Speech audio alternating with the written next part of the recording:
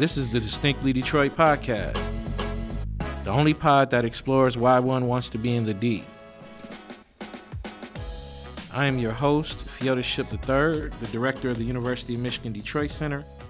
Join me as I interview students, scholars, leaders, and innovators about living, working, and loving in Detroit.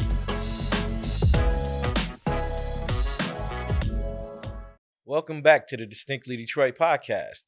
Today's guest is the chair of the University of Michigan's History Department and the Richard A. Meisler Collegiate Professor of Afro-American and African Studies in the Residential College. She is also a native Detroiter whose interdisciplinary research focuses on racial issues in America within the scope of religion and bipartisan politics. She is working on her third book, tentatively titled A Different Shade of Freedom, that will examine the unexpected relationship in between the civil rights movement and the new right. Please help me welcome Professor Angela Dillard.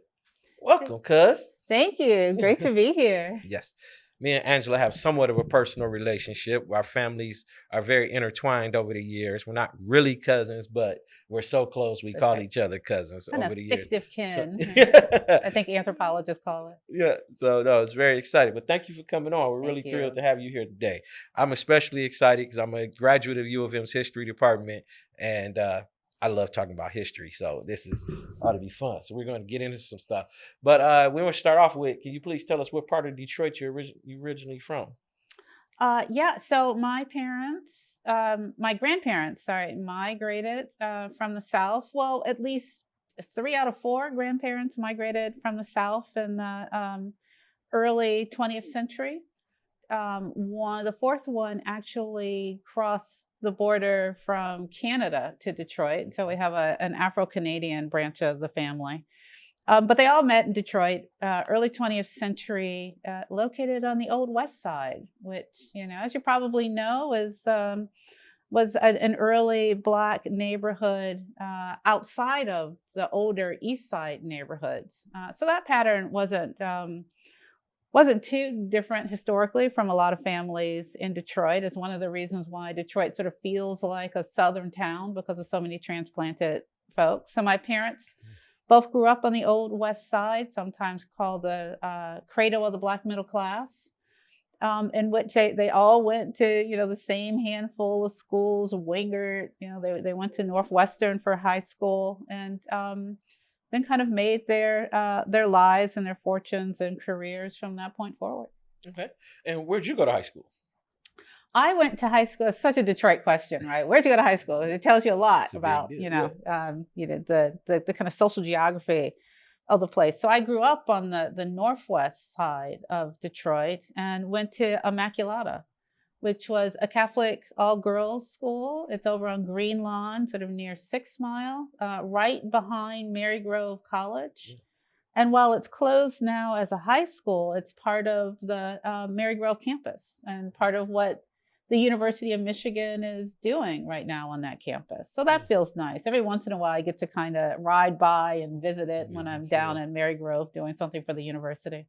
And that's one of these days, I'm going to get somebody on here and explore the demise of the Catholic education in Detroit. Yes. There's so many high schools that are no more. That's right. But who or what influenced you to pursue higher education? Wow, so many influences. So a family that cared deeply about education, higher education. It's a large family. It's one of those large Old West Side Detroit families. So I have 31 first cousins, of which I'm the youngest. Oh, wow. So growing up around a family that cared about education, where the expectation was that you're going to go to college, right? So the question was, which college are you going to go to? So by then, right, all of my cousins had played out the Michigan and Michigan State rivalry. They, some people were in Atlanta and, had gone to Morehouse or Spelman. My older brother went to Morehouse. So it was a kind of rich set of options that I had about kind of where are you going to go. So I went to Michigan State. In part because I fell in love with James Madison College, which is one of the residential colleges on that campus. because I wanted to major in justice, morality, and constitutional democracy. And that choice was really driven by some of the people that I was influenced by, as teachers and mentors in high school, because I knew that I really loved philosophy. So that seemed Mhm. like a good next step back in those days. I think I wanted to be either a lawyer or a political speechwriter, maybe a journalist, but I knew I wanted to work in politics. Okay. And after undergrad, you went off to New York for grad school. So did you have a sense that you were always kind of, you mentioned the influence of other family members going away and doing things. Did you have a sense you always kind of want to get out of the city and get further away from Michigan to get more experience and knowledge? Yes. So when I first went to college, I admit I didn't want to go too far from home, and was horribly homesick the first few weeks. I called home, tried to get my parents to come get me, and they were like, "We're not coming to get you. You just better, No, no, figure it out, no. right? Gotta, Yeah. we already moved you in, right?" So, but by the time I finished college, yeah, I wanted to see the world. I wanted to have, a range of different kinds of experiences. I wanted to continue to engage in political ideas and follow in the footsteps of some of the great thinkers that I had really come to admire. So I actually chose to go to graduate school at the place where the German immigrant philosopher Hannah Arendt had taught Mm. for a number of years, which is the New School University, it's now called. When I went, it was the New School for Social Research. But I really wanted to go there because Hannah Arendt had taught there and I admired her tremendously. I mean, I just had the oddest reasons for making educational choices. It's really kind of funny.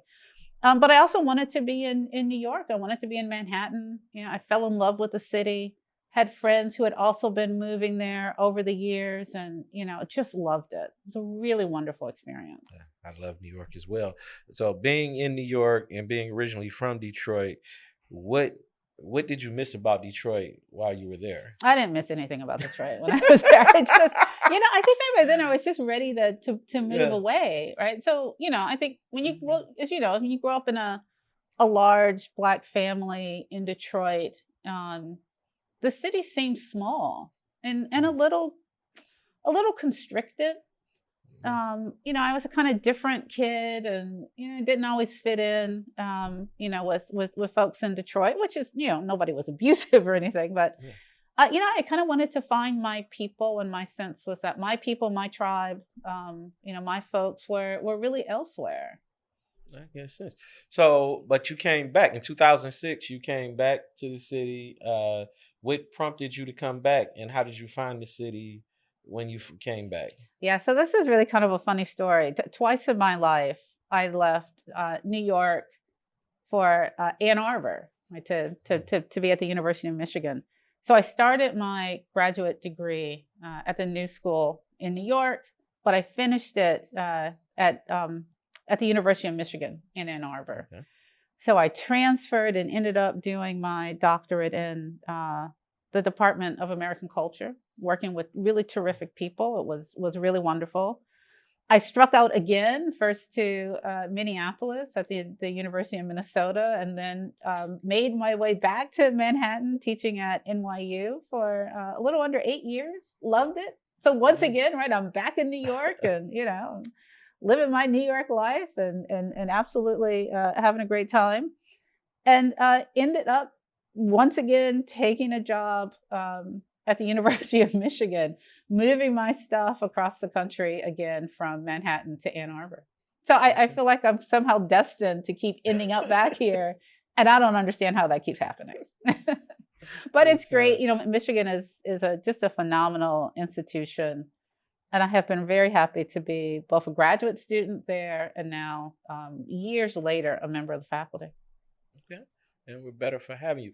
But your research explores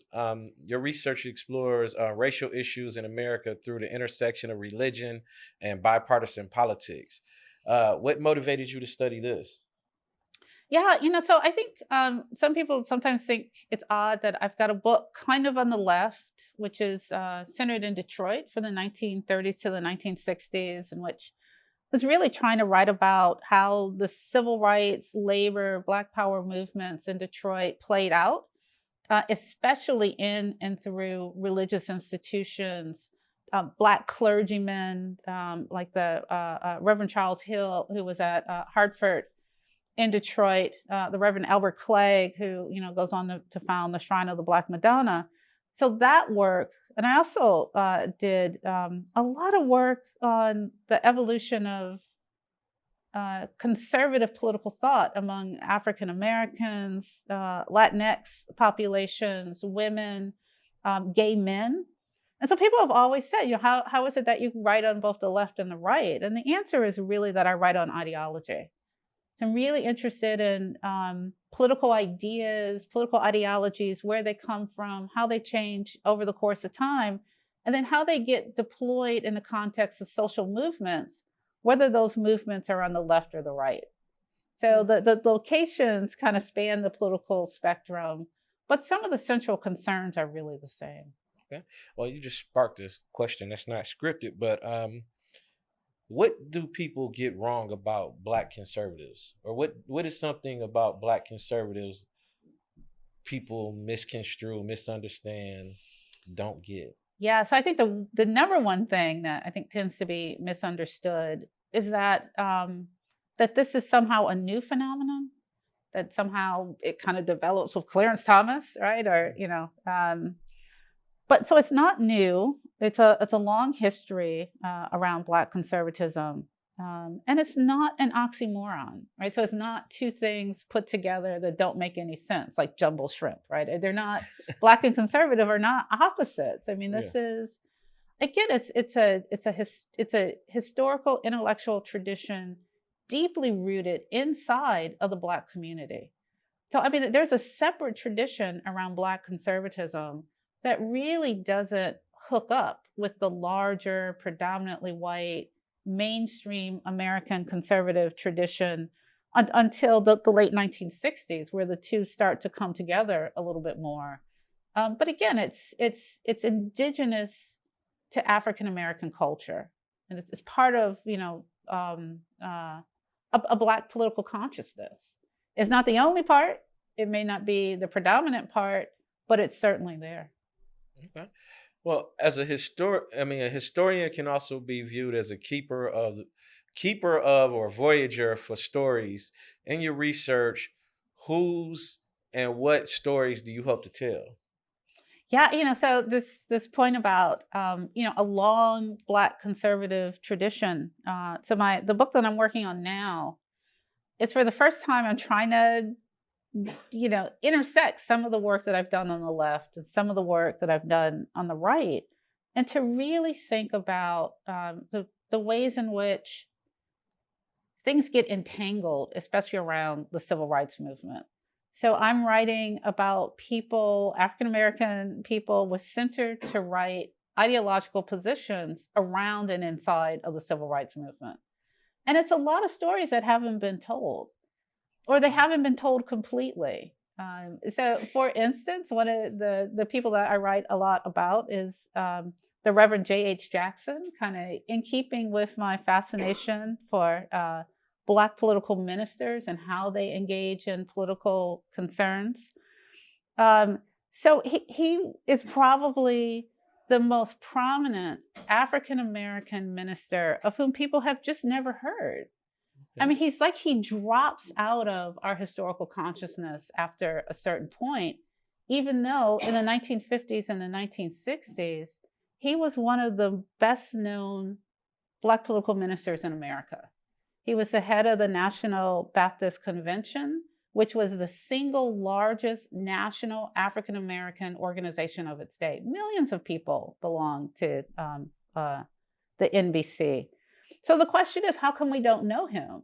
And I think part of that answer is that he becomes a critic of the direct action phase of the civil rights movement. He's a critic of Martin Luther King.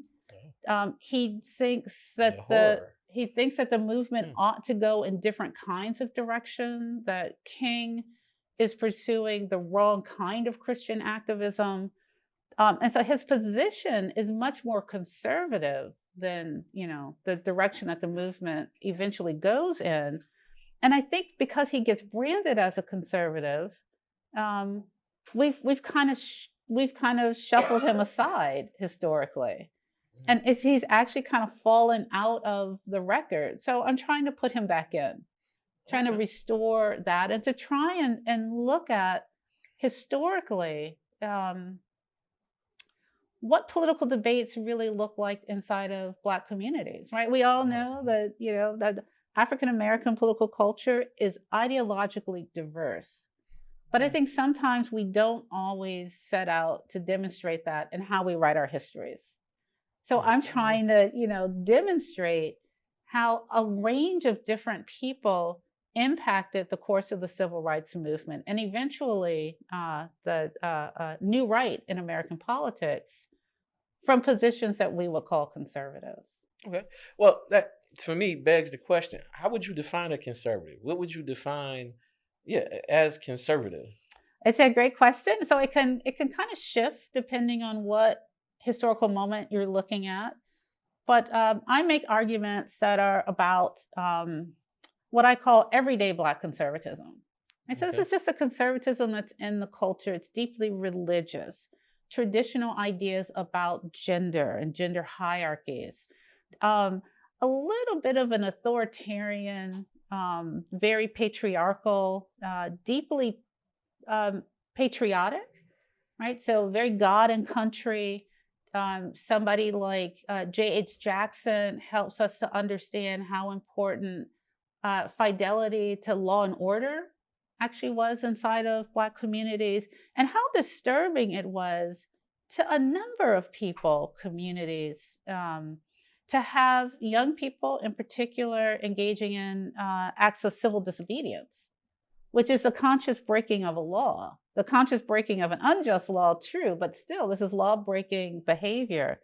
And this was profoundly disturbing inside of Black communities in ways that I think we don't always register historically. But there were people like Reverend Jackson who stood in opposition to that kind of behavior because they had a more gradualist idea about social change. Deep fidelity to the US Constitution would be another part of this everyday Black conservatism. And then certainly the what we would call a kind of religious evangelical strain as well. Okay. And so the University of Michigan History Department was established in 1845. Yeah. And its first chair of the department was active in 1885, and the first woman was 100 years later in 1996. You are apparently the first person of color in almost 2 years to chair the history department. And in the spirit of your most recent publication, the Kamala Harris syllabus, with the National Center for Institutional Diversity and the U of M Democracy debate theme, what would you believe the impact of your appointment as the chair of the department is? I don't know. So it's interesting. I'm rarely described as the first African American chair of the history department. I think because it's embarrassing, frankly. If you're this long into the department's history and this long into the university's history and this long into America's history, and we're still talking about African American first, that's not an entirely comfortable position, either for the person in the role of the first, in this case me, or for the people around me. So we kind of keep it quiet. I mean, it's apparent, once you see me and you see me kind of in public and, on the website and in newsletters and at events, but we don't really talk about it, which I think is fine. Although I will say I am kind of fascinated by this idea of first and how we think about these things. Yeah. So we did work on a Kamala Harris syllabus when she was first inaugurated, as the first African American woman to be vice president of the United States. We've also been thinking about this question of first for African Americans at the university in general. So I've done a lot of work with the African American Student Project at the university that's trying to document every African-American student to have attended the University of Michigan, whether they graduated or not. Oh, wow. And what drove that project was a belief that you can't be fixated on the first, or you can't talk about the first unless you can also talk about the 10th, the 100th, the 1000th. Who was the 100th student to graduate from the University of Michigan?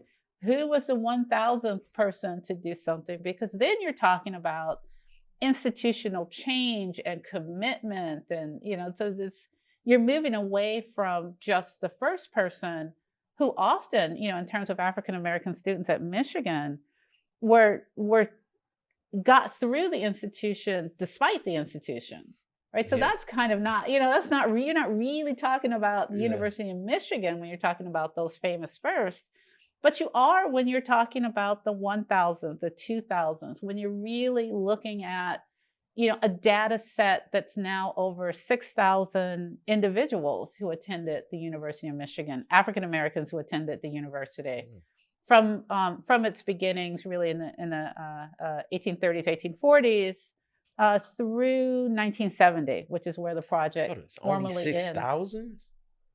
Only.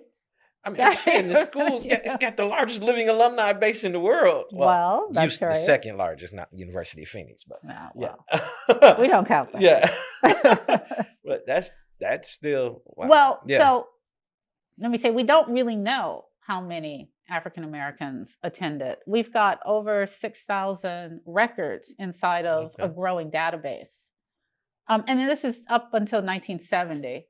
Okay. So if you keep going, there are certainly more people, but after 1970, the university starts to keep better records on who these people were.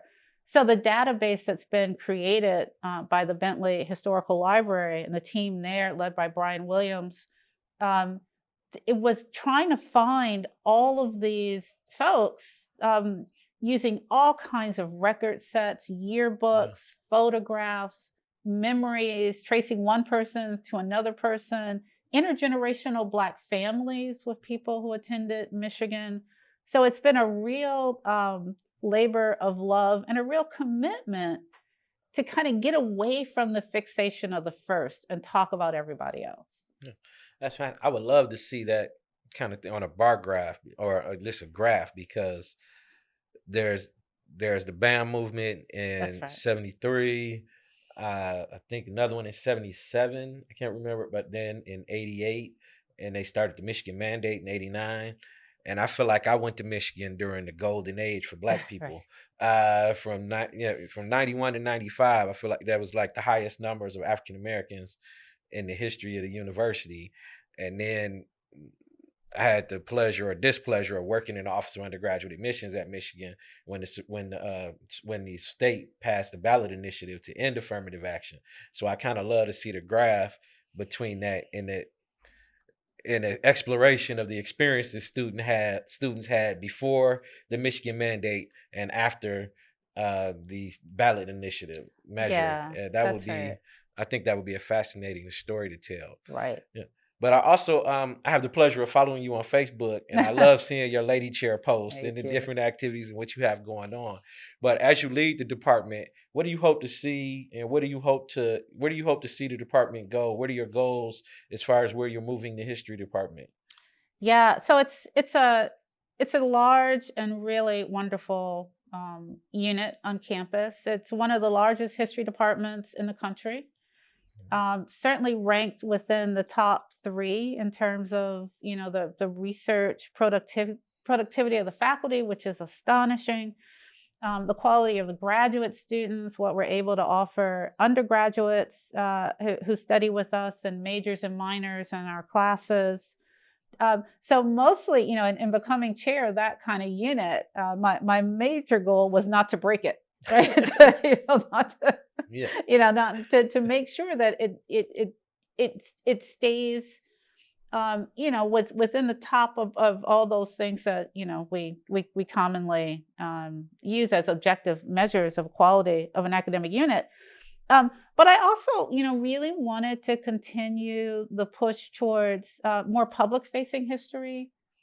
history that's community engaged, projects in which we're co-creating knowledge with local communities, in which we're respecting what they know and kind of meeting them where they are, and telling historical stories.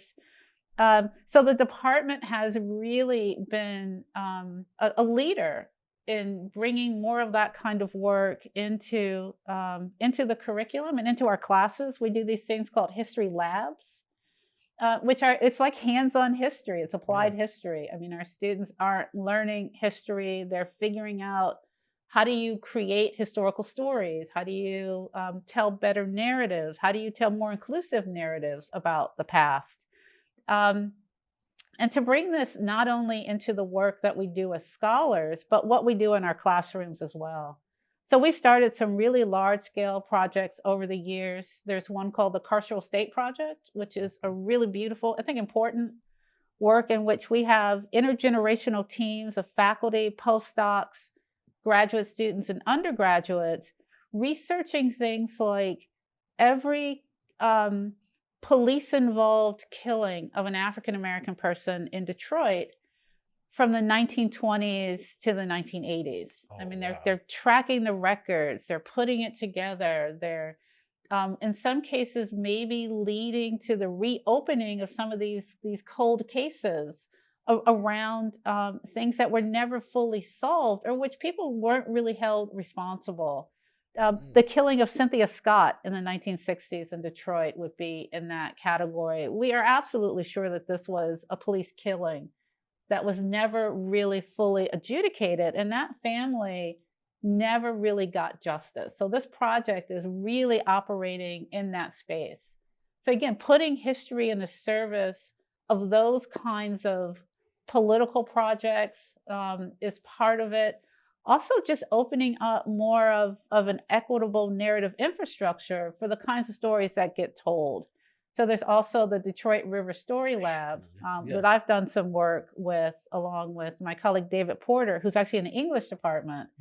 Shout out to David Porter. Shout out to David, right? And we're co-teaching a course on the Detroit River Story Lab in the winter, in which, again, we're involving undergraduates and graduate students in public-facing, community-embedded projects that are about telling stories about the Detroit River, about adjacent communities, in a more equitable way, right? That's more kind of open to ideas about whose stories count, right? So doing history, I think, in this way has been an important part of what the department has been trying to do. Not the only thing, but certainly part of it that I've been really involved with trying to push forward. Okay. Yeah, that's what you touched upon a little bit, but one of the questions we had prepared was about the Detroit River Story Lab. And I found I was fascinated when I first found out you were involved with it, because I met David Porter. He came down and talked about the Detroit Center and talked about possibly working do some stuff, and I was under the impression it was just like he was helping make boats and do stuff like that. And then I found out a little bit more about it and found out you were kind of one of the leads, and it really is not just making boats and helping kids, exposing them to the river, but telling the story of the river, the communities around the river, and things like that. And I want to commend you on that kind of work, because to me that's innovative and exciting, and it does bring history to light in a way. The utilize the boats and the boat trips and going up and down the river to educate students and young people and even community members.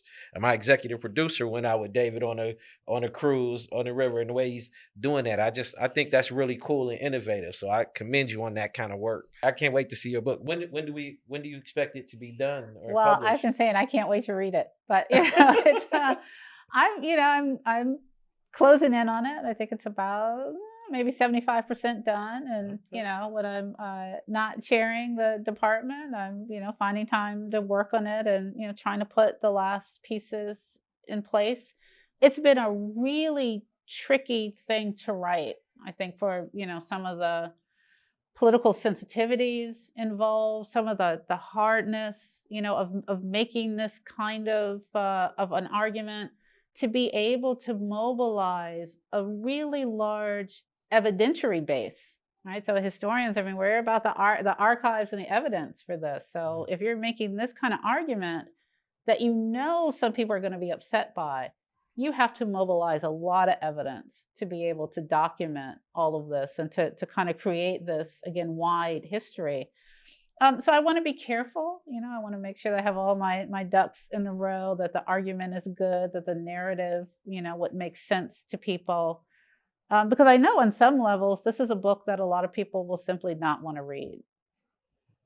In fact, I years ago, I gave a paper at a conference during the 50th anniversary of the March on Washington. So I'm in DC, got my paper, and it's about African-American critics of the March on Washington from a center to right perspective. And I deliver all my evidence and look out into the audience. First hand goes up is this older African-American guy who's been in the back. And I'm like, oh no, so he gets up and he's like, you seem like such a smart young woman. Why the hell would you be spending your time writing on this stuff? I mean, he just could not understand what would be the value in this ideologically wide story. And I mean, I think that's one of the questions. But Black people aren't monolithic, right? We're not. And we say that, and we should be able to demonstrate that in our history. Yeah. Then you won't get invited to the cookout. Right. Well, because I want to be careful, because, I want to... Okay. Well, we're going to switch it up just a little bit, and we're going to transition to what we call our lightning round. In this area, we ask some short questions, mainly about your experiences in and around the city of Detroit, kind of things you like to do, places you like to go. And the first question is, what's your Coney order? Oh, my goodness. Oh, no. I have to say, I usually get something that's not like a Coney at Coney Island. That's fine. I'm more the grilled cheese person at the Coney Island. Okay. No, I'm a grilled chicken salad person myself. Who is your favorite Motown artist? Oh, geez. Guys, so many. I think probably Diana Ross. Okay.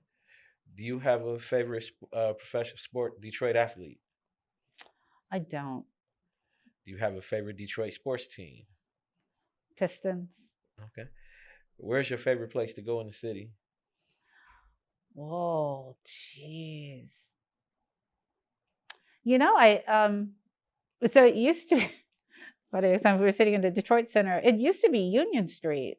And I was really, kind of upset to drive by it on my way here today, and to think that it's no longer there. And that and the number of places that were important to me as a younger person in the city that aren't there now. So I don't know. I'm kind of still sort of feeling a sense of nostalgia, about those things that are now gone, which is great, right? I mean, the city needs to change and evolve over time, but I still, hope that there'll be some of those old favorites that, will be there for years to come. Okay. And the last question is, Traffic Jam, right? Traffic Jam is still there. I think they got a fire. Did they? They had a fire. No. I think they closed down due to a fire. Oh no! Yeah, I don't think that I haven't heard anything about them reopening since the fire. See, I need to hang out in Detroit more. Okay. Last question is, where can we find you? Yeah, this is your shameless self-plug. My shameless self-promotion. Yes. Sure. So I actually, took a break from social media for a while, and I'm just starting to get re-engaged with it. So on Facebook, it's not an open thing. It's only for people who I've friended. But I've restarted my account on now X. Okay. So I think it's. Trying to remember what the handle is. I'm trying to vamp so I can remember it. But I'm doing stuff on X and doing stuff on Instagram, but not a lot. I think I used to have a real love of doing posts and being silly and thinking about politics. But I have to say, this is such a mean season in American society that I ended up pulling back a little bit from that, and so I'm having a really good time doing posts on Lady Chair posts on Facebook. I think you're a great follow. I think I think it's fun and seeing and knowing you, and it's just like, hey, and you make history come alive, Yes. and you are doing some really cool stuff in the department. So we want to thank you again for coming Thank on our show. you. Ladies and gentlemen, Professor Angela Dillard, chair of the University of Michigan History Department, co-lead for the Detroit River Story Lab, explorer of Black conservatism. Thank you very much for joining us. I really appreciate it. All right, thank you. Again, this has been the Distinctly Detroit podcast. You can get us anywhere you get your pods. Please like, rate, and subscribe, and we will see you next time. This has been the Distinctly Detroit podcast. This is a production of the University of Michigan Detroit Center. You can find us anywhere you get your pods. Please like, subscribe, and rate us. This podcast is executive produced by Marlon Franklin, edited by Aranza Stanton, and written by Shaylin Jones and Fyodor Ship III.